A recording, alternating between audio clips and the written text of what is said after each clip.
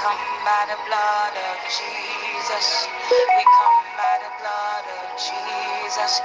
We approach by the blood of Jesus.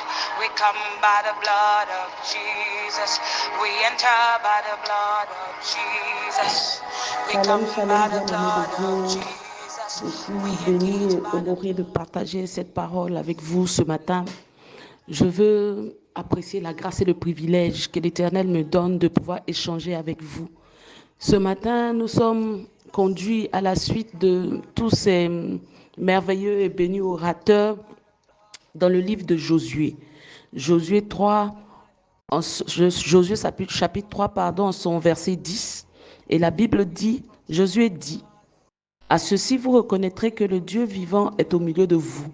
Il chassera devant vous les Cananéens, les Essiens, les Éviens, les Phérésiens, les Girgasiens, les Amoréens et les Jébusiens. » Bien-aimés, depuis le début de ce mois, nous sommes entretenus sur devenir une nation puissante. Et bien-aimés, si vous servez l'Éternel, si vous adorez l'Éternel à l'autel de Rehoboth, parce que cette plateforme n'est pas que pour Rehoboth, mais si vous êtes rattaché à l'autel de Rehoboth, vous connaissez cette parole. Parce que le peuple de Rehoboth, chaque personne de Rehoboth est appelée à devenir une nation puissante, parce que le moindre d'entre nous sera une nation puissante et le plus petit deviendra un millier. Et bien aimés, nous avons été entretenus à l'entame de ce mois par le leader de la vision sur les promesses de Dieu, parce qu'il est le porteur de cruche, il est le porteur, celui à qui le Seigneur a donné la promesse et la vision pour l'autel de Rehoboth. Et il nous a entretenus. Et la semaine d'après, nous avons été entretenus sur l'âme d'une nation. Le territoire, le peuple, le gouvernant, la culture, la loi, toutes ces choses qui caractérisent une nation. Parce que, bien aimé, lorsque l'Éternel fait une promesse, il ne fait pas une promesse à un individu, il fait une promesse au travers de l'individu à une nation. Et cette nation est appelée à avoir un parcours. Et ce parcours-là, depuis cette semaine, nous avons commencé à en parler.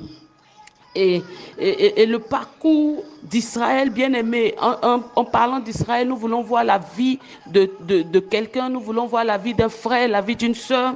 Bien aimé, Dieu, lorsqu'il t'appelle à quelque chose de grand, il fait de toi un porteur de promesses. Et lorsqu'il fait de toi un porteur de promesses, il te bâtit, il te montre un territoire, il te montre des personnes qui doivent travailler avec toi, sur qui tu dois avoir de l'impact, pour qui tu dois mener ce combat, pour qui tu dois aller jusqu'à l'accomplissement de cette promesse. Il te donne des principes, il te donne des lois, il te donne sa parole, il te donne aussi une culture, un état d'esprit, une manière de penser. Il renouvelle les pensées, il renouvelle nos attitudes, nos comportements, il renouvelle notre vision, afin que nous puissions voir et comprendre, agir selon lui. Et il nous donne un parcours. Bien aimé, bien des fois au niveau de parcours, nous arrêtons. Mais aujourd'hui, nous voulons parler du parcours. Bien aimé, le parcours commence par un appel. Par un appel.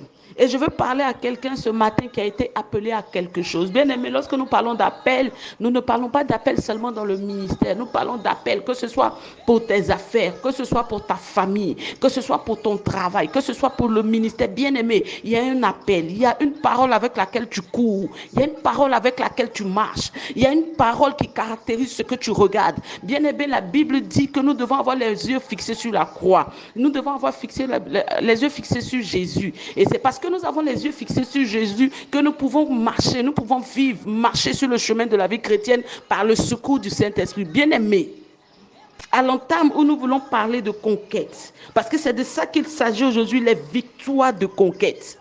Bien-aimés, il faut d'abord que nous soyons sûrs de combattre le bon combat. Dans le combat, les victoires que tu veux avoir, est-ce que ce sont des victoires dans le bon combat? Est-ce que pour ta famille, tu es dans le bon combat? Est-ce que pour cette prospérité-là, tu es dans le bon combat?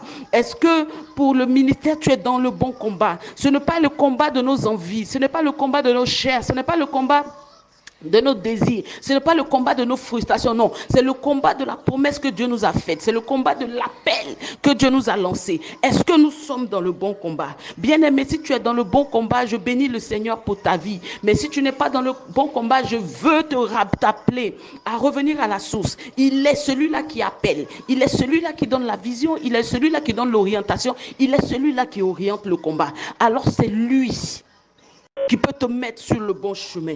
Alors, lorsque tu es sur le bon combat, bien-aimé, nous sommes en train de parler ici du peuple d'Israël. Ils avaient parcouru le désert, ils avaient achevé tout ce qui concernait le parcours dans le désert. Et nous savons qu'ils ont dû tourner 40 ans au lieu de 40 jours. Mais alors qu'ils allaient sortir même du désert, le Seigneur leur dit que c'est l'heure de la conquête. Ah, mes dieux! Après avoir fait tous ces tours-là, maintenant que nous allons passer le Jourdain, maintenant que nous allons aller en terre promise, c'est là que tu veux nous dire encore que nous allons être dans le combat. Mais oui, bien-aimé. Mais oui. Parce que sans combat, il n'y a pas de victoire. Sans combat, il n'y a pas de victoire. Sans combat, il n'y a pas de conquête. Il a dit non, j'ai mis des personnes pour garder ce territoire. Sinon, les bêtes des champs allaient se multiplier. Bien-aimé. Sinon, les bêtes des champs allaient se multiplier. Comment notre Dieu, capable de toutes choses, tout puissant, grand, maître des signes et des prodiges, celui-là même qui fait les choses que l'oreille n'a pas entendues, celui-là même qui fait des choses que l'œil n'a point vues, celui-là même qui fait des choses qu'aucun homme ne peut faire, comment est-ce qu'il peut montrer toute sa haute et sa grande puissance si nous sommes face à des choses qui coulent de source? Non. Comment est-ce qu'il peut être Jéhovah Rapha? Comment il peut être l'Éternel qui guérit? S'il n'a pas guéri un cancer, il faut bien que le cancer soit quelque part. Comment est-ce qu'il peut être celui-là qui appelle à l'existence et qui n'existe pas quand une femme qui n'a pas de trompe arrive à mettre au monde? Comment? C'est important, il faut qu'il y ait des femmes qui n'aient pas de trompe et qu'elles enfantent et qu'on glorifie le nom de Jésus qui est capable de faire ces choses. Comment est-ce qu'il peut être celui-là qui relève l'indigent de la poussière, le fait asseoir à la table des grands, s'il n'y a pas quelqu'un qui est assis dans la poussière? S'il n'y a pas quelqu'un qui accepte d'être pour un moment indigent? Bien-aimé, victoire des conquêtes. Je redis encore, victoire des conquêtes. Bien-aimé, il s'est fait malédiction pour que nous soyons bénédiction. Il a marché Jésus sur le chemin de la croix. Pourquoi? Pour que nous soyons victorieux. Mais la victoire par son essence implique le combat, implique la conquête, implique le combat, implique la conquête. Bien aimé, je veux parler à quelqu'un qui aujourd'hui estime qu'il est fatigué de se battre. Je ne sais pas, peut-être que tu n'es pas dans le bon combat, alors je te dirais oui, tu as raison d'être fatigué de te battre, va chercher le bon combat. Mais si tu as l'assurance que Dieu t'a dit quelque chose, bien-aimé, si tu as l'assurance que tu as cet appel-là, si tu as l'assurance que tu fonctionnes avec le centre de décision, si tu as l'assurance que tu marches avec la présence de Dieu, si tu as l'assurance que pour chacun de tes pas, tu retournes au centre de décision et que l'Éternel te dit oui, vas-y, hey. Sois armé de la pensée de souffrir. Sois armé de la pensée de souffrir. On est plus que vainqueur parce qu'on se bat. On est plus que vainqueur. Ce n'est facile pour tout le monde. Ça n'a pas été facile pour Jésus lui-même. Ça n'a pas été facile pour Jésus lui-même.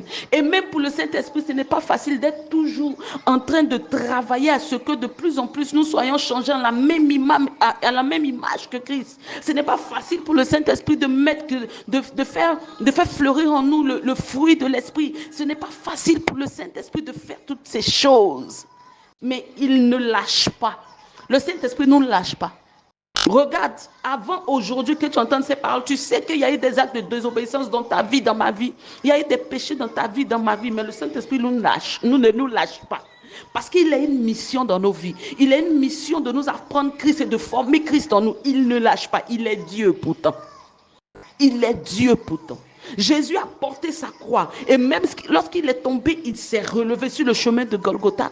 Et même lorsque La croix était lourde. À un moment, il a eu besoin d'aide, mais il ne s'est pas retourné. Il n'a pas dit non. S'il voulait s'arrêter, le ciel allait l'accueillir, bien sûr, parce que telle est sa demeure, c'est là-bas qu'il est. Mais il a voulu aller jusqu'au bout. Il a marché, victoire après victoire, pas après pas, en pensant à toi, en pensant à moi, en pensant à tous ceux qui doivent venir après nous, en pensant aux apôtres, à la victoire qu'ils devaient avoir, aux disciples, à la victoire qu'ils devaient avoir en tant qu'apôtres pour répandre l'évangile. Il a pensé à chacun d'entre eux et il a décidé qu'il ne va pas s'arrêter.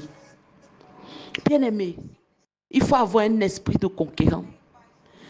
La vie en Christ n'est pas facile, mais il nous a dit de porter son joug. C'est quand même un joug. Il est léger, c'est vrai. Il n'est pas le joug accablant et destructeur du diable, non. Mais c'est quand même un joug qui, bien que léger, mérite d'être porté. C'est quand même un joug. Il a dit, si quelqu'un veut me suivre, qui renonce à lui-même et qui porte sa croix, il y a quand même quelque chose à porter. Bien aimé, il y a quelque chose à faire. Jésus a payé le prix, il a ouvert le chemin, mais nous avons nos pas à faire. Et nos pas à faire sont semés d'embûches.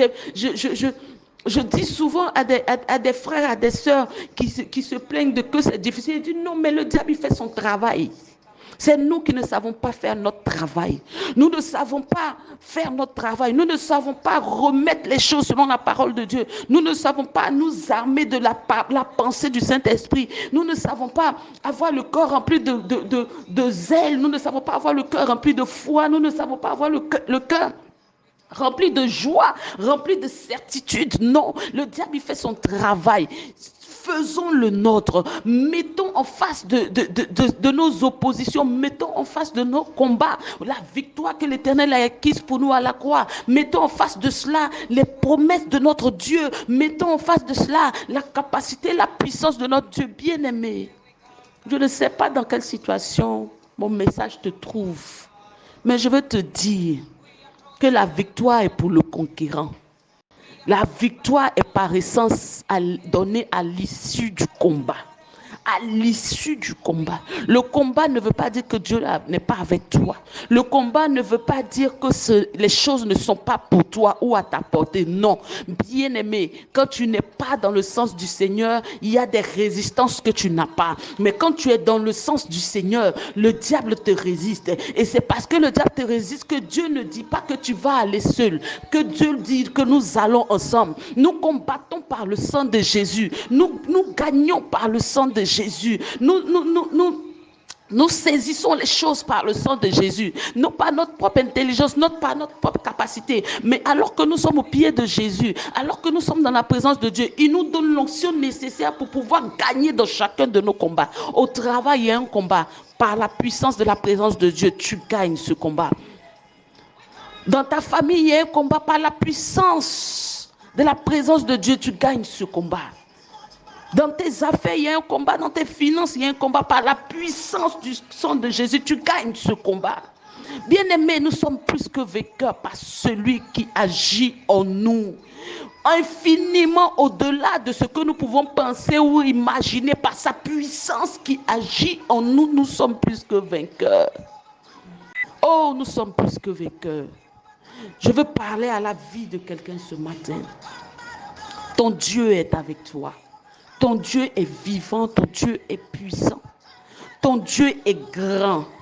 Il a dit quelque chose sur ta vie. Il a dit quelque chose pour ton mariage, pour tes enfants, pour ton foyer, pour ton ministère. Il a dit quelque chose pour ce voyage, ce projet que tu veux entreprendre. Il a dit quelque chose. Il y a de la puissance dans sa parole par la vertu du Saint-Esprit pour que cette chose arrive à l'existence. Tu es un conquérant. Et cette conquête est faite pour que les victoires que tu auras dans cette conquête soient des témoignages de ce que Dieu est avec toi et de ce que ton Dieu est vivant. D'où sortiront les témoignages s'il n'y a pas de conquête? D'où sortiront les témoignages s'il n'y a pas de victoire? Le peuple d'Israël aujourd'hui, il y a tout l'Ancien Testament qui parle du peuple d'Israël. Pourquoi? Parce qu'il y a une histoire à raconter. Ils ont un Dieu, ils sont un peuple, ils ont une loi, ils Ils ont eu des leaders, ils ont eu des conquêtes et ils ont eu des victoires. Ils sont tombés, ils se sont relevés. Et aujourd'hui, si nous sommes, c'est parce qu'ils ont eu une histoire avec ce Dieu qui les a sortis du sein d'Abraham. Tu as une histoire. Et ce même Dieu est avec toi. Prends courage, sois fortifié. Ne te décourage pas. Qu'un second souffle soit dans ta vie spirituelle. Qu'un second souffle soit dans tes affaires. Qu'un second souffle soit dans ta destinée. Qu'un second souffle soit pour ta famille. Qu'un second souffle soit pour ton foyer. Qu'un second souffle soit pour ta famille, pour tes enfants. Qu'un second souffle soit pour ton ministère. Toi qui voulais t'arrêter, continue de marcher. Toi qui es à terre, relève-toi. Toi qui es en train de marcher, commence à courir. Parce que ton Dieu est avec toi. Il est le Dieu des victoires. Il est le Dieu au-dessus de toutes choses. Il est le Dieu capable de tout. Et il te donne un nouveau témoignage en cette saison. Dans le nom de Jésus. Je suis le pasteur Déborah et que l'Éternel vous bénisse.